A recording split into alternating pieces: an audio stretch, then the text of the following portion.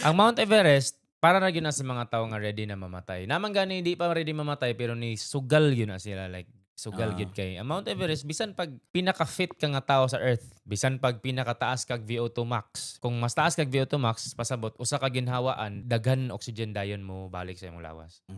So kung mas Hmm. taas kag VO2 max, mas fit ka. Nya magtuo kag Everest mas maka-help siya kay munipis man ang oxygen didto. Naman nay ginatawag nga altitude sickness. Kung magsaka kag bukid, na gyud nay altitude sickness, especially if paspas kayo ra inyong pag-ascend.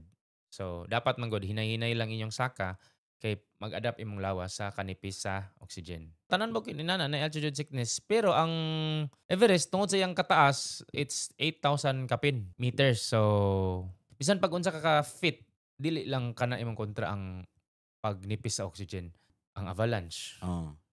Sa sumbagon nimong avalanche para matunga dili, Oo. mamatay jud ka kung Matay ka, na-avalanche. oo. So, saka lang ko diha kung ready na ako mamatay.